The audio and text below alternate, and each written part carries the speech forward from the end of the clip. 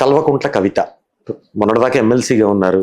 ఒక 3 నెలల నుంచి వాళ్ళ నాన్నగారికి లెటర్ రాయటం, బీఆర్ఎస్ అధ్యక్షుడు కేసీఆర్, మాజీ ముఖ్యమంత్రి కేసీఆర్కి లెటర్ రాసి ఆ లెటర్ లీక్ అయింది. ఆ సంగతి అంతా మీకు తెలుసు. ఆ ఎపిసోడ్ తర్వాత నర్మగర్భంగా మాట్లాడారు. ఆయన చుట్టూ కొంత విష సంస్కృతి ఉంది, విష వలయంలో ఉన్నారని. వలయం కాదులేండి, ఆవిడ చాలా స్పష్టంగానే అంటే దయ్యాలు అనే మాట వాడింది ఆవిడ. మా తండ్రి గారి చుట్టూ దయ్యాలు చేరాయి, అవును, దయ్యాల కోటరీలో ఉన్నాడు ఆయన, దయ్యాలు ఏం చెప్తే అది వింటున్నాడు, ముందు ఆ దయ్యాలను వదిలిస్తే తప్ప ఇది బాగుపడదు అని చెప్పి ఆవిడ చెప్పారు. ఇప్పుడు దయ్యాలు ఎవరో పేర్లు పెట్టి చెప్పింది ఆవిడ. అవును, సంతోష్ పేరు చెప్పింది, హరీష్ రావు గారి పేరు చెప్పింది. ఆయన దేశంలో లేని టైంలో ఈ గొడవ మొదలైంది. ఆయన కూడా రియాక్ట్ అవుతున్నాడు, రియాక్ట్ అయ్యాడు. అయితే ఈ లోపు పార్టీ అంటే అతను హరీష్ రావు వైపు స్టాండ్ తీసుకుని ఈవిడ్ని సస్పెండ్ చేయటం జరిగింది. దీని మీద అంటే మహిళా సాధికారత అనే దానిలో ప్రతి చోట అంటే ఇళ్లలో కూడా ఆడవాళ్ళని తక్కువ చూస్తారు, ఇదంతా ఉంది మన కల్చర్లోనే ఉంది. ఒకే పార్టీలో అధినేతకి ఒక కూతురు కొడుకు ఉంటే ఎవరికి ప్రాధాన్యత దక్కుతుంది అనేది మనం చూస్తూనే ఉన్నాం. ప్రియాంక రాహుల్ వాళ్ళలో రాహుల్ గాంధీని ప్రధానమంత్రిగా ప్రమోట్ చేశారు కానీ ప్రియాంకని కాదు. ఆవిడ టాలెంటెడా కాదా అనేది పక్కన పెట్టేస్తే కంపారిటివ్ గా ఇతని కంటే టాలెంటెడ్ అని మళ్ళీ తీసుకొచ్చారు ఆవిడ. అలాగే ప్రతి సందర్భంలోనూ ఇందిరాగాంధీకి అన్నదమ్ములు లేకపోవడం వలన ఆవిడకి రాలేదు. కానీ ఆ తర్వాత వచ్చినటువంటి వారసులు, ఇప్పుడు జగన్ షర్మిల గొడవ అదే. ఎవరు అంటే ఇక్కడ ఆడపిల్లలకి పొలిటికల్ వారసత్వంలో ఆడపిల్లలకి, అలాగే ఆస్తులకు సంబంధించి కూడా రామారావు గారు వచ్చిన తర్వాత ఆయన ఆస్తిలో సగం వాటా ఆడపిల్లలకి తెచ్చారు. సమాన హక్కు తీసుకొచ్చిన తర్వాత మాట్లాడుతున్నారు. కానీ నిజానికి ఆ షేర్ అడగటం అనేది ఒక ప్రోగ్రామ్ ఉంది. అంటే అనగదొక్కుతాం అనేది ఉంది కల్చర్. ఆ కల్చర్ లో భాగంగానే కేటీఆర్ ని వారసుడిగా ప్రకటించి కవితని జస్ట్ అలా ఒక కల్చరల్ ఫ్రంట్ కి మాత్రమే పరిమితం చేయటం అనేది జరిగినప్పుడు ఆవిడ తన షేర్ గురించి తను చేసే ప్రయత్నం తను చేస్తుంది. అయితే ఈ వారసులందరూ రాజకీయాల్లోకి రావటం వెనకాల వేరే కథ ఉంది. అంటే మనకి లిబరలైజ్డ్ ఎకానమీ, మార్కెట్ ఎకానమీలోకి దేశం ప్రవేశించక ముందు పరిస్థితి వేరు. ఆ రోజున వారసులు అంత బీభత్సంగా వచ్చేవాళ్ళు కాదు. ఇప్పుడు వస్తున్నంత వేగంగా అప్పుడు వారసులు లేదు. గతంలో ఇందిరాగాంధీ లాంటి వాళ్ళు కనిపించినప్పటికీ ఇందిరాగాంధీకి కూడా నెహ్రూ తర్వాత ఇమ్మీడియట్ గా ఏం రాలేదు. గుల్జారీలాల్ నందా ఉన్నాడు, లాల్ బహదూర్ శాస్త్రి ఉన్నాడు, మొరార్జీ గారు ఉన్నారు. వీళ్ళందరినీ దాటుకునే ఆవిడ తన పదవి నిలబెట్టుకోవడానికి నానా యుద్ధం చేయాల్సి వచ్చింది.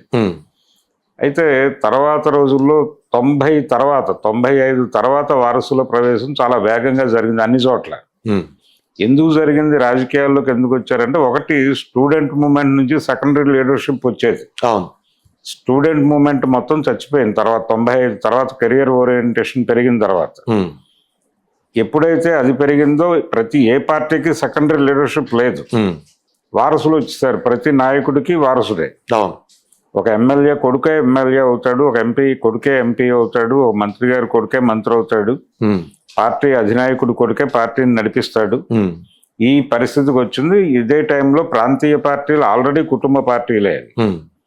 దాంతో ఇది మా తండ్రి వాళ్ళు అమెరికాలో చదువుకున్నప్పటికీ వాళ్ళు చదువుకున్న లైన్లో ఏదో ఎంటర్ప్రైన్యూర్ అలా వెళ్ళాలి, ఆ లైన్లోకి వెళ్ళాలి అని అనుకోవట్లేదు వాళ్ళు. ఇక్కడ ఆల్రెడీ అంతకంటే అద్భుతమైన వ్యాపారం మా తండ్రి గారు నిర్వహిస్తున్నాడు, పొలిటికల్ బిజినెస్ బాగుంది కాబట్టి ఆ బిజినెస్ లోకి వెడితే బాగుంటుందని వచ్చేస్తున్నారు. వ్యాపార దృక్పథంతోనే చూస్తున్నారు అంటారా? వ్యాపారమే, రాజకీయం అనేది చాలా స్పష్టంగా వ్యాపారంగా మారిపోయింది. మార్కెట్ ఎకానమీ రోజుల్లో రాజకీయ వ్యాపారం మాత్రమే జరుగుతుంది. అన్ని వ్యాపారాల్లోకి రాజకీయ వ్యాపారం బాగుందని అందరూ వస్తున్నారు ఇక్కడ. అందులో ఇప్పుడు ఎవరినైనా చూడండి, లోకేష్ కావచ్చు, జగన్మోహన్ రెడ్డి కావచ్చు, షర్మిల గారు కావచ్చు, కేటీఆర్ కావచ్చు, కవిత గారు కావచ్చు, వీళ్ళందరూ అలా ఎంట్రీ ఇచ్చిన వాళ్ళే. ఈ ఘర్షణ ఉంటుంది అనివార్యంగా, ఈ పోటీ వ్యవహారాల్లో ఘర్షణ ఉంటుంది. ఆ ఘర్షణలోనే ఆవిడ రైజ్ అవటం మొదలైంది.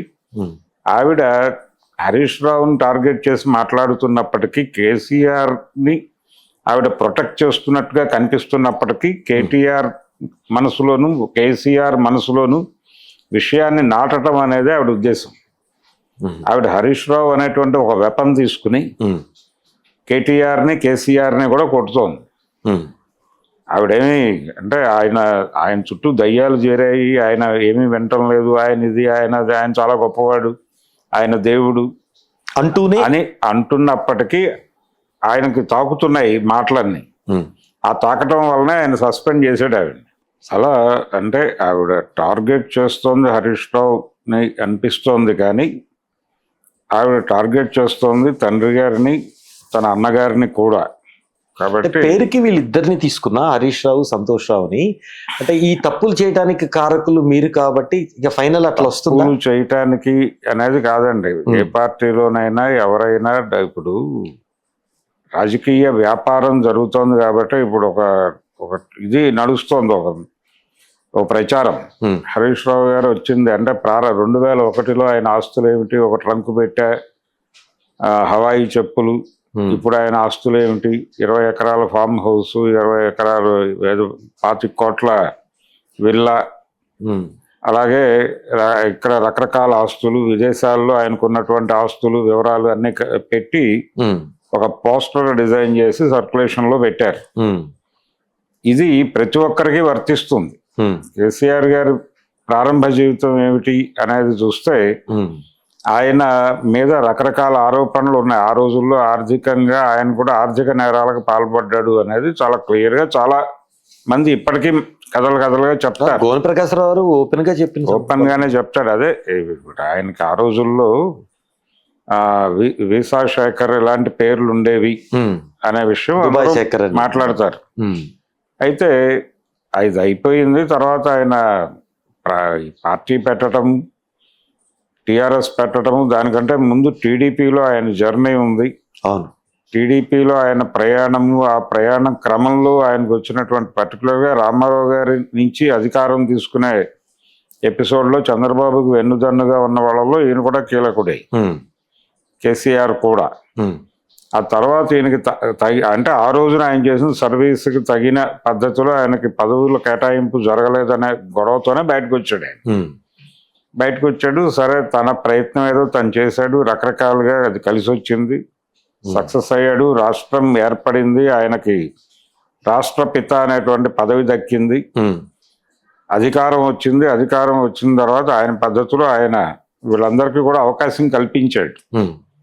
ఎవరూ తక్కువ సంపాదించలేదు, ఎవరు ఏ ఒక్కరు కూడా తక్కువ సంపాదించరు, ఎందుకంటే ఆ అవకాశం ఆ పదవిలో ఉండగా దొరుకుతుంది.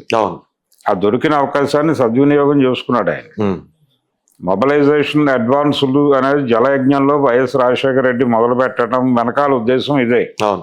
అంటే ప్రభుత్వం ముందే వాళ్ళకి డబ్బులు ఇచ్చేస్తే, ఆ డబ్బులు ముందే మన అకౌంట్లోకి వచ్చేస్తాయి. ఆ తర్వాత వాళ్ళు పని చేస్తారా లేదా అనేది వాళ్ళ ప్రాబ్లం గాను ప్రభుత్వ సమస్య గాను మారుతుంది తప్ప వీళ్ళకి ప్రాబ్లం ఉండదు. వీళ్ళకి ముట్టాల్సినవి ముందే ముట్టడం కోసమే మొబిలైజేషన్ అడ్వాన్సులు ఇచ్చాడు ఆయన. కాబట్టి అదే కొనసాగుతుంది, అదే రాగానే రీడిజైన్ అనే అంశం తీసుకొచ్చి ఎవరైనా చేసేది అదే. ఎవరైనా రీడిజైన్ అనే చెప్తారు. ఏదో ఒకటి అంటే ఏదో ఒక భారీ ప్రాజెక్ట్ చెప్పి మనీ స్పిన్ చేయకపోతే డబ్బులు రావు ఎవరికి. అదే పని హరీష్ రావు చేశాడు. కేసీఆర్ గారి అనుమతి మేరకే జరిగింది, అది ఆయనకు తెలియకుండా జరిగింది అని అనుకోవడం భ్రమ.